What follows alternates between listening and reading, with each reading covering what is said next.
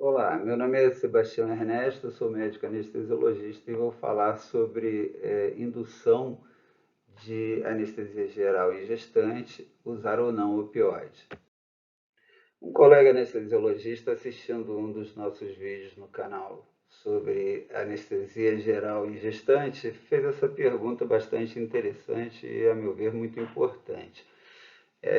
Realmente ficamos em uma situação delicada quando precisamos realizar anestesia geral em uma gestante, principalmente gestante de alto risco, paciente com hipertensão arterial, como pré-eclâmpsia, por exemplo, onde temos que proteger a mãe e o feto. E ele pergunta se na minha prática diária, se eu uso o opioide na indução da anestesia, na sequência rápida, para anestesia geral em gestante. E caso a minha resposta seja negativa, ele pergunta se eu encontro muita alteração hemodinâmica na laringoscopia e na incisão e durante o manuseio cirúrgico de uma maneira geral. Talvez tão importante quanto responder uma pergunta tão importante como essa, relacionada ao assunto anestesia geral e obstetrícia, utilizar ou não opioides numa indução da anestesia e perguntar ou falar o que é a minha prática diária, seja fazer um preâmbulo para a gente entender o que é método, o que é evidência, o que é uma conduta confiável e baseada em verdades testadas e comprovadas frente a métodos científicos. Já no século XVII, René Descartes começou a se preocupar em avaliar os conhecimentos humanos baseados em cultura, religião e outros fatores, para se avaliar se aqueles conhecimentos se sustentavam frente ao que ele denominou como métodos. Seriam formulados testes ou formas de se colocar aqueles conhecimentos em evidência e avaliá-los segundo esses métodos. Então, a partir de Descartes, que foi para muitos o filósofo que iniciou a era moderna da ciência, da pesquisa, passando por, mais de 300 anos depois, por Art Cochrane, que fundou a colaboração, ou a Fundação Cochrane, que é baseado também em preocupações de se testar condutas e conhecimentos para apresentar para o nosso paciente as formas mais seguras e eficazes, e ele testava a eficácia e a eficiência dos métodos aplicados naquela época, e a partir dali a ciência começou a se desenvolver na área de saúde para se projetar mais de 20 anos depois, no que se denominou a medicina baseada em evidência e as várias formas de se intuir essa filosofia, conduta baseada em evidência, saúde baseada em evidência, enfim, foram formulando vários modos de se estruturar uma pesquisa com características que colocariam o resultado de uma maneira que tivesse um menor número de fatores que poderiam interferir naquela resposta, os chamados vieses. E a partir então de Gordon, canadense, que em 1992 formulou pela primeira vez a expressão medicina baseada em evidência. Depois, nos Estados Unidos, David Sacker publicou o que ele considerava como definição de medicina baseada em evidência, o que se tem hoje como forma mais segura, saudável de se utilizar o conhecimento em medicina, que é a gestão do que se conhece em termos de desenvolvimento em pesquisa, que seria a melhor evidência de conhecimentos publicados, pesquisados, numa associação com o que temos como nosso conhecimento no nosso dia a dia, na nossa prática, nos recursos dos quais dispomos e juntando isso ao que o paciente espera que seja feito por ele, no que ele gostaria, no que seria de maior afeição para ele. Então, uma associação entre os recursos de conhecimento que a literatura oferece com o que conseguimos adaptar à nossa prática e buscando sempre uma associação, uma evolução nessa associação entre a evolução do conhecimento, a nossa prática, mas sempre respeitando, na medida do possível, o que o paciente espera. Tudo isso porque quando nos perguntam qual é a nossa rotina, a nossa conduta diária, qual que é a nossa prática no dia a dia, essa resposta, frente ao que se conhece de medicina baseada em evidência, deve ser vista com muita cautela. O que eu faço no meu dia a dia deve ser posto sempre em questão para que se apure frente à literatura atual se essa conduta é uma conduta aceitável, se eu estou fazendo próximo do que se conhece de evidência mais segura, mais atualizada, e assim desenvolver ou passar para os pares o que consideramos uma conduta aceitável. Então, partindo disso, vamos para o próximo diapositivo falar o que acreditamos que seja uma conduta mais próxima do intuitivo na associação com o que se tem de conhecimento desses diversos fatores.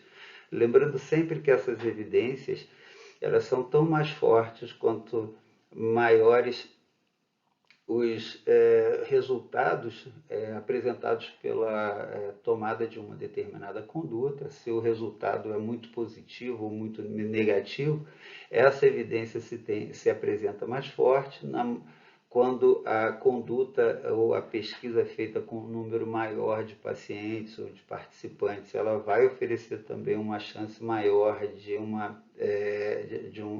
um resultado que seja transferível daquela população que se observa, ou seja, os pacientes que eu investiguei num determinado estudo, os pacientes que eu trato no meu consultório, os pacientes que eu atendo na minha sala de cirurgia fazendo a minha anestesia. Então, nesse quesito, essa pergunta que foi feita é como é a minha prática diária, a minha rotina em relação à anestesia geral na paciente gestante. É preciso ter muita cautela, já que é uma situação de exceção. A anestesia geral é uma técnica pouco empregada em pacientes gestantes, então a formulação de uma rotina fica um pouco prejudicada, já que a observação ela se apura melhor quando a conduta, o procedimento é executado num número maior de pacientes ou por um período mais prolongado. Mas vamos lá. Na tomada de decisão do que se pretende fazer numa anestesia geral para uma paciente obstétrica, devemos ter conhecimentos principalmente relacionados aos seguintes fatores. Idade gestacional é sumamente importante. A paciente, no início da gestação, apresenta ali até o término do primeiro trimestre um feto, um embrião em formação, que ainda é sujeito a efeitos teratogênicos de várias drogas. Então, essa paciente, sempre possível, utilizar uma anestesia regional e, quando não, se for necessário uma anestesia geral, e não for possível adiar tempo suficiente para essa gestação chegar pelo menos ao segundo trimestre, utilizar o mínimo de substâncias possíveis para reduzir o risco dessa teratogenicidade. Então, utilizar sempre essa bandeira E lembrar que a gestação, quando o útero apresenta um aumento tal que o seu polo cefálico se encontra a nível ou acima da cicatriz umbilical, esse útero começa a interferir no retorno sanguíneo pela veia cava e, se essa paciente for submetida a uma anestesia, esse útero vai ter que ser deslocado para a esquerda para que haja uma facilitação do retorno venoso, manutenção do volume diastólico, volume sistólico, débito cardíaco e isso é importante tanto para a mãe quanto para o feto, porque a redução do retorno venoso vai causar diminuição do débito cardíaco, é ruim para a mãe, pior para o feto, porque também vai menos sangue para circulação uteroplacentária. Então, sempre deslocar o útero. Esse deslocamento para a esquerda, como a gente sabe, facilita o retorno venoso pela veia cava, não melhora tanto a obstrução ou o risco de obstrução da aorta, mas a aorta tem mais dificuldade de ser obstruída, já que é um vaso mais muscular e o sangue que passa por ali é um fluxo que vem bombeado do coração, ao contrário daquele fluxo meio passivo que sobe ali pela veia cava, então a obstrução da aorta é muito mais difícil do que da veia cava. Então, esse deslocamento para a esquerda ele deve ser feito quando o útero ultrapassa a cicatriz, chega na cicatriz umbilical ou ultrapassa a cicatriz umbilical. Os outros fatores importantes são a existência de comorbidades, obviamente, paciente que tem já história de refluxo gastroesofágico é uma paciente de grande risco, e sempre lembrar que são pacientes que têm um aumento do consumo de oxigênio muito grande pelo metabolismo aumentado, tanto da mãe quanto o metabolismo do feto, que é um peso metabólico a mais que essa mulher carrega. Então, o consumo de oxigênio é muito alto. O metabolismo da mama, que está muito aumentado, o útero que está crescendo, a placenta, que tem uma carga metabólica muito grande. Então, o consumo de oxigênio é muito grande.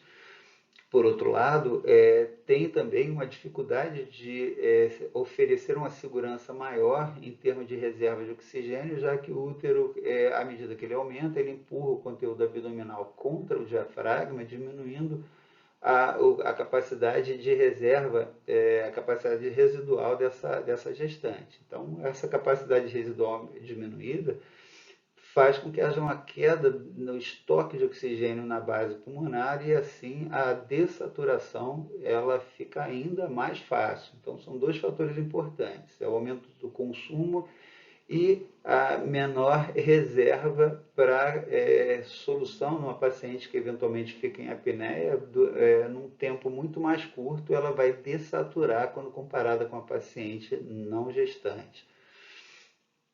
Então, essa paciente deve ser, se houver necessidade de induzir uma anestesia geral numa paciente gestante, há uma indicação de maior segurança na indução em sequência rápida. E os outros fatores importantes, alguns dos fatores importantes também, é se essa situação é uma situação emergencial ou eletiva. A situação emergencial, obviamente, às vezes oferece muito pouco tempo de um preparo adequado, mas a avaliação da via aérea, o preparo de equipamento, teste de todo o equipamento de anestesia, o aparelho de anestesia, aspiradores montados e funcionantes, o laringoscópio testado, de preferência um videolaringoscópio à mão, porque sabemos que a paciente gestante sofre progressivamente mudanças na via aérea que muitas vezes tornam uma paciente que às vezes nem tinha uma via aérea difícil, mas durante a evolução da gravidez a via aérea começa a ser um pouquinho mais complicada. Aumento do edema, de mucosa das vias aéreas, o malampate que era 1, muitas vezes passa para 2 ou 3, e isso já foi comprovado em publicações bastante importantes. Então, sempre está preparado para uma via aérea difícil. Se a cirurgia é emergencial, muitas vezes não temos tempo de fazer uma intubação com fibroscópio. E se essa paciente não está em jejum e a via aérea é difícil, o fibroscópio muitas vezes é uma solução importante para intubar essa paciente acordada, com uma leve sedação, anestesia tópica, e com fibroscópio muitas vezes é uma situação salvadora, mas quando não é possível, a existência do laringoscópio ou laringoscópio óptico muitas vezes salva essa paciente também de algumas situações. Então, a emergência vai dar um pouco menos tempo de conhecer a paciente muitas vezes, mas tem que ser feita uma avaliação o mais detalhada possível de via aérea, parte hemodinâmica, comorbidades, etc.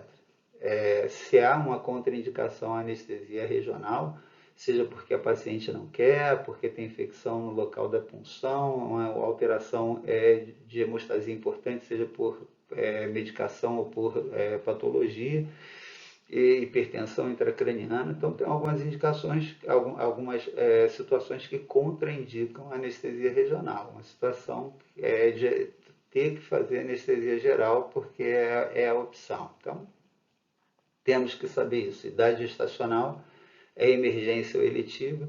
Se for emergência, é uma situação de hipotensão arterial ou de hipertensão arterial. E aí, a partir disso, já começamos a delinear o planejamento da anestesia, com tudo preparado, material de via aérea, drogas vasoativas preparadas, os vasoconstritores, de acordo com a frequência cardíaca, podemos escolher paciente mais taquicárdica, o metaraminol, paciente mais bradicárdica, a efedrina, mas a paciente com hipotensão evitar o propofol. Eu sempre gosto de fazer uma indução em sequência rápida, mas utilizando a dose de, chamávamos no passado de pré-curarização, aquela dose de 10 a 15% do bloqueador neuromuscular adespolarizante.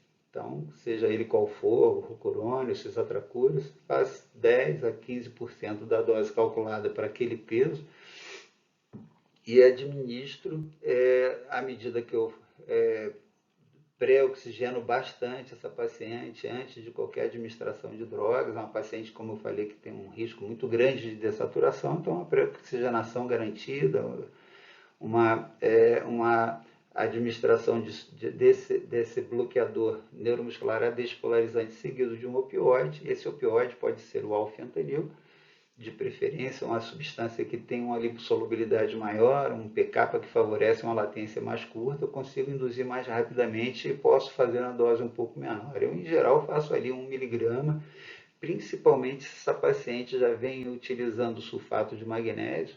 Na paciente hipotensa, muitas vezes eu tenho que evitar a administração do sulfato de magnésio, mas eu faço lá um pouquinho de alfentanil, dependendo da cirurgia, se não for tão emergência, eu posso até utilizar o remifentanil e, dependendo da indicação também cirúrgica, eu estou falando que eu estou fazendo uma anestesia geral no paciente gestante, mas eu não falei o que ela está operando. Pode ser uma cesariana, se for uma cesariana eu posso fazer o remifentanil, e esse remifentanil ele é metabolizado pelo neonato e me garante, ou pelo menos oferece uma chance melhor de o neonato respirar mais rapidamente ao nascer. Mas muitas vezes eu não tenho como usar o remifentanil quando a hipotensão é importante, uma hemorragia, seja por descolamento de placenta ou um trauma causando hipotensão por outro motivo.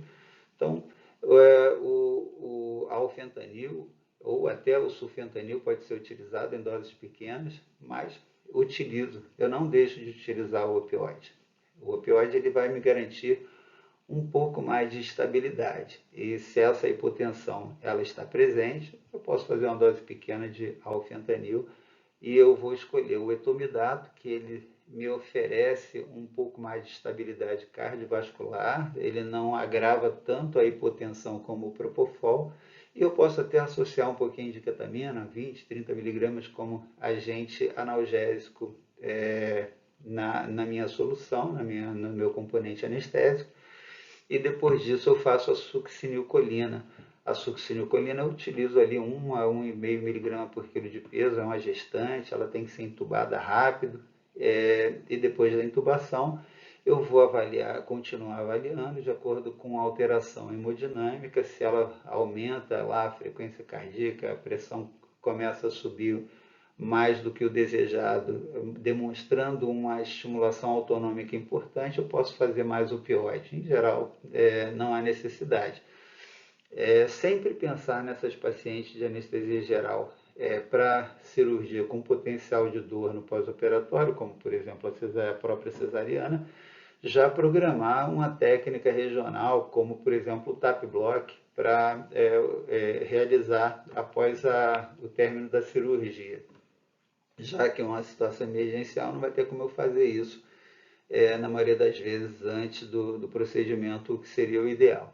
Então, a hipotensão arterial emergência, a indução mais ou menos seguindo esse caminho, né? Lembrar que o bloqueador neuromuscular não passa a barreira da útero placentária, mas as outras substâncias sim, então quanto menos dose você fizer, melhor.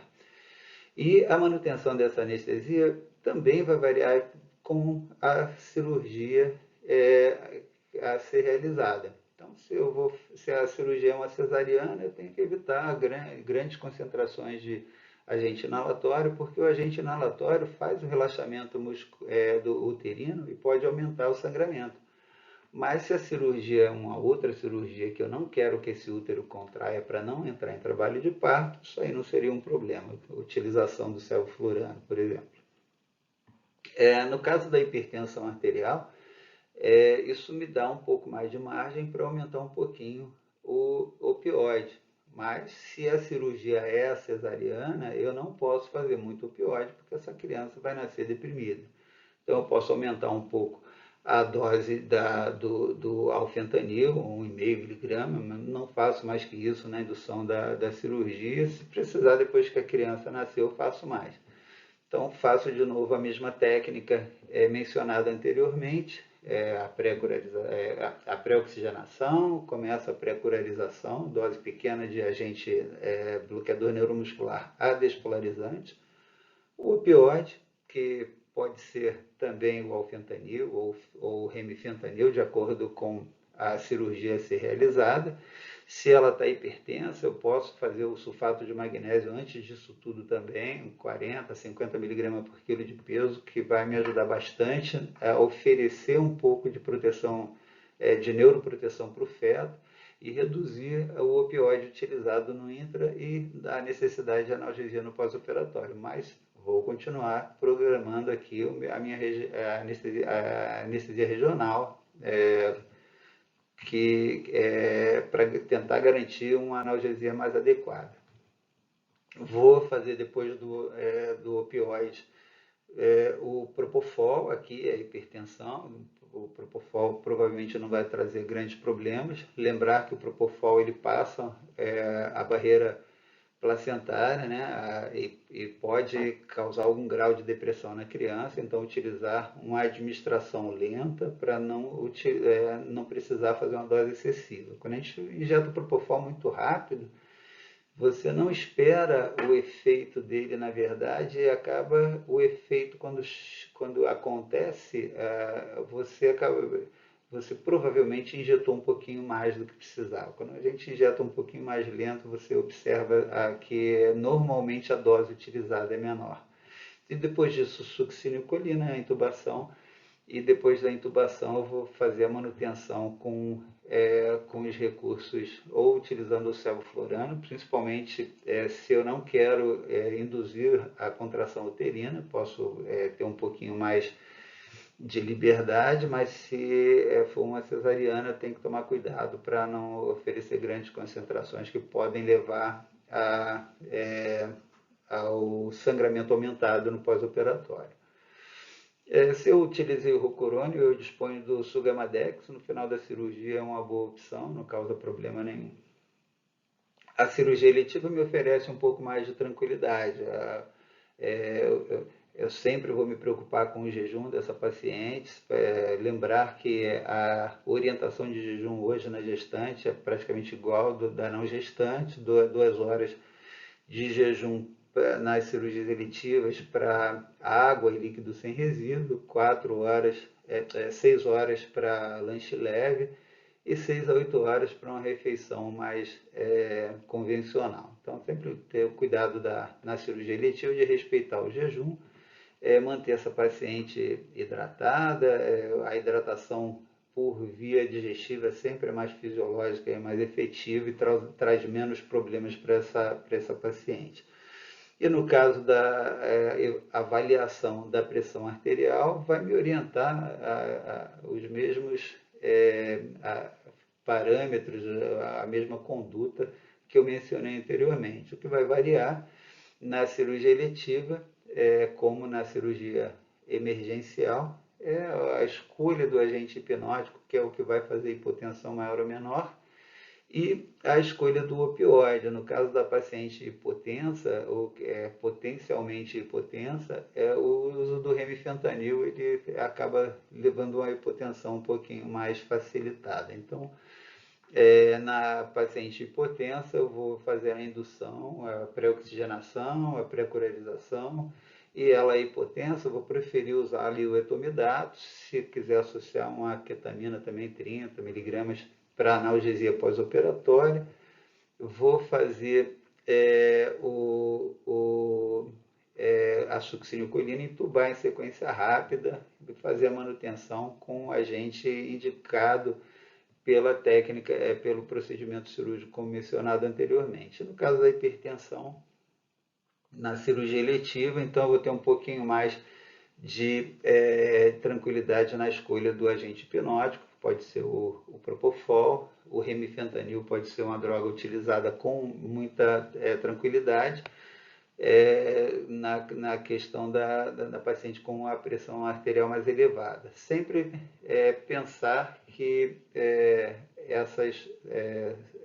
essas opções e esse planejamento também tem que levar em consideração o tipo de cirurgia que vai ser realizada, né? Se for uma cirurgia que vai ser uma cesariana, então eu tenho que fazer o útero contrair no final e tenho que esperar que essa criança respire ao nascer. Se não, se for uma cirurgia de um outro procedimento qualquer, eu vou ter liberdade para utilizar o meu opioide, e o sulfato de magnésio vai me ajudar muito na analgesia pós-operatória e na redução do consumo desse opioide, fazendo com que essa paciente também possa despertar mais rápido, respirar mais rápido, e sempre com atenção ao planejamento, quando possível, de uma técnica regional para auxiliar nessa analgesia pós-operatória. Então, são os guias gerais do meu planejamento.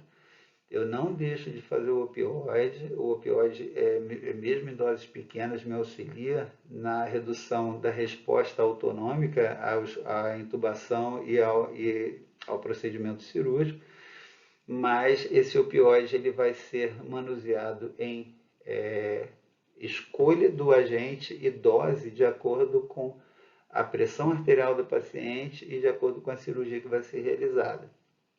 E volto a dizer, a formulação da minha conduta diária é muito difícil nesse aspecto, uma vez que a anestesia geral não é uma opção de rotina para a obstetrícia, então a formulação de um planejamento é baseado no pouco que se tem de literatura em relação a isso, mas na associação do conhecimento de farmacologia, fisiologia da gestante, na associação com o que a experiência mostra para a gente e, quando possível, respeitando o desejo do paciente. Tá? Então, muito obrigado, espero que tenham gostado do conteúdo. E esperamos mais perguntas, toda discussão é válida, toda crítica é muito bem-vinda. Isso aí, pessoal, obrigado pela companhia e se gostaram, deem um like, compartilhem aí nosso vídeo. Abraço a todos.